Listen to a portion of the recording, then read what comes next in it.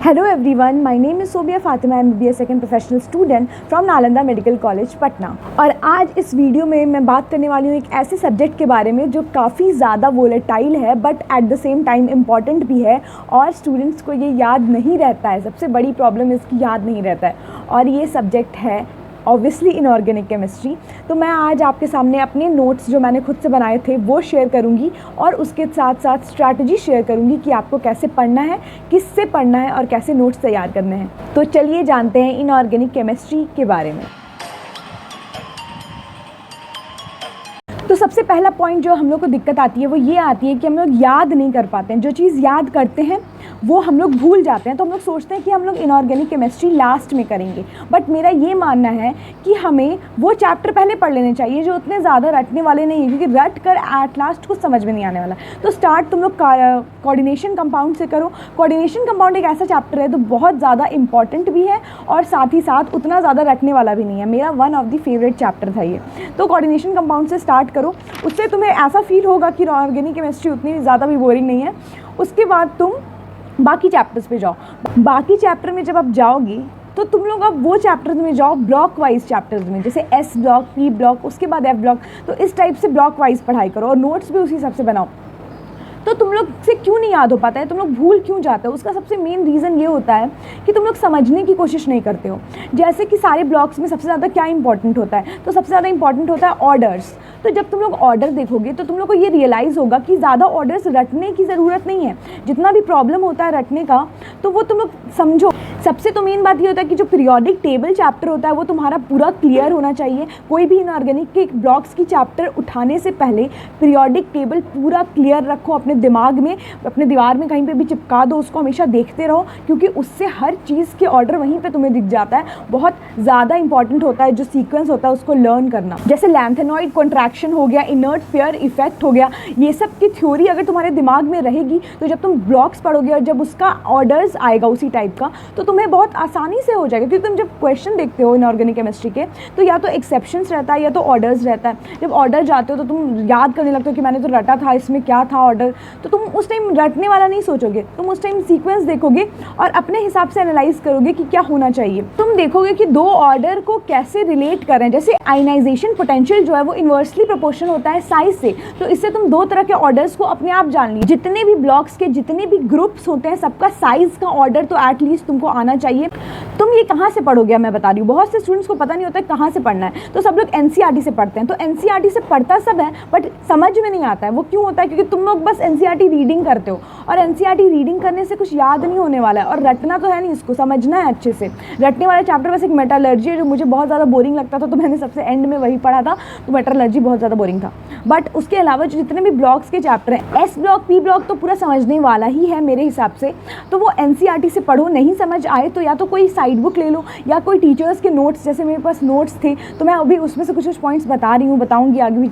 लेकिन अगर तुम्हारे पास नहीं है तो एनसीईआरटी से भी रीडिंग करो ना, तो एनसीईआरटी से पूरा रीडिंग करो बट याद वही रखना है, समझना वही है। जहाँ पर एक्सेप्शंस आ रहा है या तो कोई ऑर्डर आ रहा है या तो कोई टेबल टाइप से, बट हाँ डेटा याद करने की कोई ज़रूरत नहीं है। टेबल टाइप से हो तो याद करेंगे, लेकिन फालतू का पूरा बुक मतलब रट लेना भी मतलब का डेटा इनऑर्गेनिक केमिस्ट्री में एनसीईआरटी पूरा मतलब लाइन बाय लाइन याद करना तो इंपॉर्टेंट है, तो वो याद नहीं हो पाता है। तो उसके लिए भी तुम लोग रूटीन बना सकते हो, शेड्यूल कर सकते हो, हर दिन इतना से इतना पेज रीडिंग करना है और वो जब कंप्लीट हो जाएगा पूरा इनऑर्गेनिक तो वापस से शुरू कर देना है। अब हम लोग बताते हैं एफ ब्लॉक के बारे में। एफ ब्लॉक जो होता है वो उतना ज़्यादा समझने वाला नहीं होता है और सबसे मेन बात है कि उसका सीरीज़ का मतलब नाम नहीं याद हो पाता एलिमेंट का, तो उसके लिए बहुत सारे निमोनिक्स बने होते हैं। हम लोग सब जानते हैं, हमारे टीचर्स बताते हैं या फिर तुम लोग को नेट पे गूगल में मिल जाएंगे। वो निमोनिक्स से तुम लोग याद करना।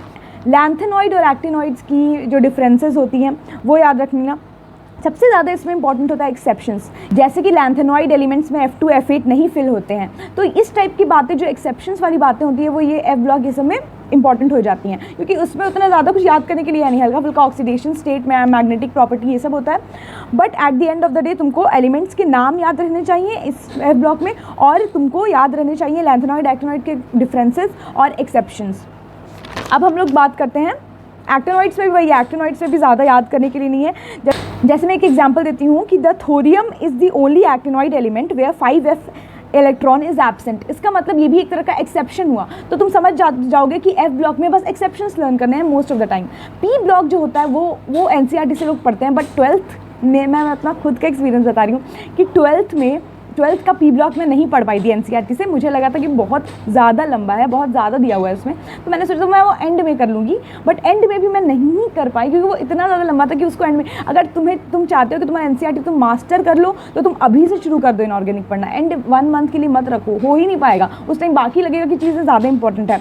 और इनऑर्गेनिक केमिस्ट्री अगर तुम्हें आता है ना, अगर वो तुम्हारा इंपॉर्टेंट हो गया ना, तो कितना जल्दी क्वेश्चन तुम्हारा सॉल्व होगा। इनऑर्गेनिक केमिस्ट्री का यही फ़ायदा है कि मतलब 12 से 13 क्वेश्चन रहता है, बट जितना भी क्वेश्चन रहेगा तुम्हारा तुरंत भी या तो बन जाएगा या तो नेगेटिव हो जाएगा या तो नहीं बनेगा। तो ये तुरंत वाला बात है। जैसे कि आप सब जानते हैं कि अनअकैडमी का एक अनअकैडमी चैम्पियंस लीग चल रहा है अभी। अगर तुम नहीं जानते उसके बारे में, तो यूसीएल जो है वो लाइव एग्ज़ाम होता है जो तुम लोग को फ्री में देना होता है, और उसके बदले में अगर तुम लोग जीतते हो तो तुम्हें बहुत ज़्यादा एक्साइटिंग प्राइजेज़ और स्कॉलरशिप्स मिल सकती हैं अनअकैडमी से। तो इस बार जो इस 25 अक्टूबर को 2 बजे से यूसीएल का फिनाले होने वाला है 300 मार्क्स का, जिसमें तीनों सब्जेक्ट्स रहेंगे। रैंक 1 जो होगा उसे Unacademy NEET UG 1 year subscription मिलेगा, प्राइस वर्थ 50,000। रैंक 2 जो होगा उसे Unacademy NEET UG 1 year subscription मिलेगा, प्राइस वर्थ 30,000। रैंक 3 को मिलेगा Unacademy NEET UG 1 year subscription, price worth 30,000। और रैंक 4 to 10 को मिलेगा Unacademy NEET UG 6 month subscription, price worth 25,000। तो अगर आप ये अगर तुम लोग फ्री का ये एग्जाम देना चाहते हो तो मैंने लिंक डिस्क्रिप्शन में डाल दी है, जल्दी से जाके एनरोल करवाओ फ्री में। तो अगर इनऑर्गेनिक केमिस्ट्री में मार्क्स लाना चाहते हो, अपना स्कोर बढ़ाना चाहते हो, अभी से लग जाओ इनऑर्गेनिक केमिस्ट्री में, अभी से पढ़ो, एनसीईआरटी से पढ़ो, नहीं समझ में आ रहा नोट्स से पढ़ो या कोई ऑनलाइन क्लासेस से पढ़ो, तुम पर है। नीट गाइड जो है, नीट गाइड केमिस्ट्री की, वो मैं तुम्हें बोलूँगी ऑब्जेक्टिव सॉल्व करने के लिए। एनसीईआरटी मतलब इनऑर्गेनिक केमिस्ट्री में उतना ज़्यादा ऑब्जेक्टिव सॉल्व करने की जरूरत नहीं है, क्योंकि मोस्ट ऑफ द चीज़ जो होता है बुक ही में होता है। तुम बुक से जो इंपॉर्टेंट ऑर्डर्स है, एक्सेप्शंस है, या फिर कोई चीज़ जैसे नोबल गैसेज जैसे का किसी का यूजेस है, बहुत कोई थ्योरी वाला भी पॉइंट है, वो तुम या तो मार्क कर लो तुम्हारी सहूलियत पे, या तो तुम मार्क कर सकते हो उसको एनसीईआरटी में ही वापस से उसी से पढ़ लो। एक बार एनसीईआरटी तो रीडिंग देना है, या फिर उसको कहीं और लिख लो तुम, ताकि एनसीईआरटी खोलना नहीं पड़े। तो या फिर एनसीईआरटी ही जैसी बहुत सारी बुक्स आती हैं जिसमें पूरा का पूरा एनसीईआरटी कोई और समराइज़ करके दिया होता है, उस टाइप की बुक्स ले लो। पी ब्लॉक में भी जैसे कि मैंने बताया, कोई भी एस ब्लॉक पी ब्लॉक का जो चैप्टर होता है सबसे वास्ट वो दोनों होता है, एस ब्लॉक से भी ज़्यादा वास्ट पी ब्लॉक है, बट उसको समझने का, रटने का नहीं, उसको समझने का है। और समझने का सबसे ज़्यादा बेहतर तरीका यही है कि तुम सीक्वेंस देखो हर चीज़ का, या तो एटॉमिक साइज़ का हो गया, या तो आईपी वैल्यू का हो गया, मेल्टिंग पॉइंट का हो गया, इलेक्ट्रोनेगेटिविटी का हो गया, ऑक्सीडेशन स्टेट का हो गया, नेचर ऑफ द कंपाउंड हो गया, ये सब चीज़ों को देखो। ऑर्डर ऑफ लुईस एसिड, तुम खुद जानते हो कि क्या इंपॉर्टेंट है क्या इंपॉर्टेंट नहीं है, क्या क्या कंपाउंड बन रहा है वो सब एलिमेंट से, हैलाइड हो गया, हाइड्राइड हो गया, ये सब देखना बहुत ज़्यादा इंपॉर्टेंट है। अब जैसे स्ट्रक्चर्स की बात होगी, किस किस चीज़ों का स्ट्रक्चर तुम्हें ध्यान देना, जैसे क्वेश्चन आता है, जैसे अभी मैं बोरोन फैमिली का बता रही हूँ, तो मैं बता रही हूँ कौन कौन सी चीज़ों की स्ट्रक्चर इंपॉर्टेंट है। डाई बोरेन का स्ट्रक्चर इंपॉर्टेंट है, बोरैक्स का स्ट्रक्चर इंपॉर्टेंट है। तो तुम लोग को इसके लिए क्या करना होगा, प्रीवियस ईयर्स देखना होगा कि कौन कौन से सब्जेक्ट मतलब चैप्टर से किस किस टाइप का स्ट्रक्चर्स पूछा गया है, किस किस टाइप का क्वेश्चन पूछा गया है, उसके लिए क्वेश्चन प्रैक्टिस करना बहुत ज़्यादा इंपॉर्टेंट है। फिर रिएक्शंस, जैसे रिएक्शंस विद NaOH। अब रिएक्शंस कौन कौन से इंपॉर्टेंट है, जैसे कार्बन फैमिली में भी मैं आपको जैसे बता देती हूँ, कैटिनेशन, कौन कौन से टॉपिक इंपॉर्टेंट है, कौन कौन से फैमिली के, वो सब तुम्हें देखना होगा। तो उसके लिए तुम्हें क्या करना है, तुम्हें ब्लॉक वाइज पढ़ना है। तुम एस ब्लॉक पढ़ो, उसका जितना सीक्वेंस है वो एक तरफ लिख लो, फैमिली वाइज लिखो। जैसे कि तुम बोरोन फैमिली आ गया, कार्बन फैमिली आ गया, उसके में भी कार्बन फैमिली में भी स्ट्रक्चर्स होता है अलग अलग टाइप का, जैसे कि सिलिकॉन्स का स्ट्रक्चर्स हो गया। तो तुम लोग को ये सब नोट डाउन कर लेना। नाइट्रोजन फैमिली में सिर्फ नाइट्रोजन पे नहीं फोकस करना है, एलोट्रॉप्स ऑफ फॉस्फोरस बहुत ज़्यादा इंपॉर्टेंट है मेरे हिसाब से। फिर रिएक्शंस जितने भी है नाइट्रोजन के, जितने भी कंपाउंड्स नाइट्रोजन से बन रहे हैं, हाँ मुझे पता है कि तुम्हें याद करने में प्रॉब्लम होगी, तुम बोलोगे इतने सारे चीज़ कैसे याद रखें। तो रूटीन बना लो, हर दिन 1 घंटा एटलीस्ट पढ़ो और इनऑर्गेनिक केमिस्ट्री। उस 1 घंटा में तुम स्टार्ट जिस चैप्टर से, क्यों जैसे मैंने बोला कि कोऑर्डिनेशन कंपाउंड से स्टार्ट करो, तो उस 1 घंटा में जितना पढ़ पाओ, एटलीस्ट हर दिन कम से कम 1 घंटा तो इनऑर्गेनिक केमिस्ट्री को देना होगा। तुम हर दिन 1 घंटा भी दोगे ना इनऑर्गेनिक केमिस्ट्री को, तो तुमको बहुत हेल्प मिलेगा। जैसे ऑक्सीजन फैमिली होगी तो उसका भी electronic configuration, size, electronegativity, electron affinity, ये सब चीज़ें तो इतनी सिंपल हैं कि ये सब तुम्हें याद रहनी ही चाहिए। और उसके अलावा जैसे डाई ऑक्सीजन हो गया, उसकी प्रॉपर्टीज़, O3 की प्रॉपर्टीज़, मतलब कंपाउंड्स जितने भी हो गए, hydride oxide, halide oxy acid, ये सब चीज़ें तुम्हें याद होनी चाहिए।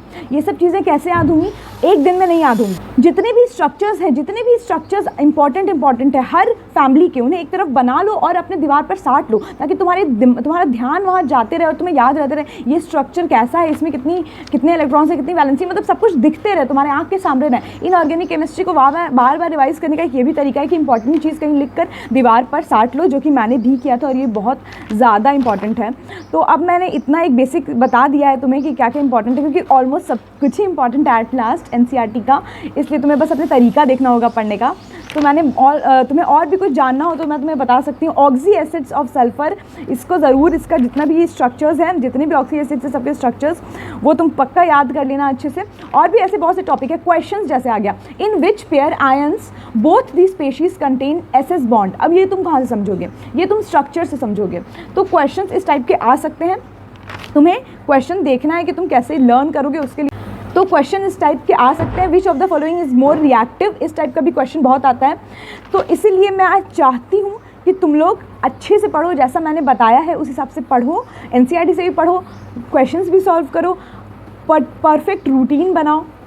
लर्न करना सिर्फ चाहोगे, रटना चाहोगे तो इनऑर्गेनिक केमिस्ट्री नहीं होगी, बट अच्छे से हाँ समझ कर पढ़ना चाहोगे जैसे मैंने किया था तो इनऑर्गेनिक केमिस्ट्री हो जाएगी। तो आई होप कि आपको हेल्प मिली मेरी इस वीडियो से, और आपको कोई भी अभी और भी ज़्यादा क्वेश्चंस हैं इनऑर्गेनिक केमिस्ट्री को लेकर तो आप ज़रूर इसको कमेंट में लिखिएगा, मैं आपको समझाने की कोशिश करूँगी। Till then thank you and all the best. मिलते हैं अगले वीडियो।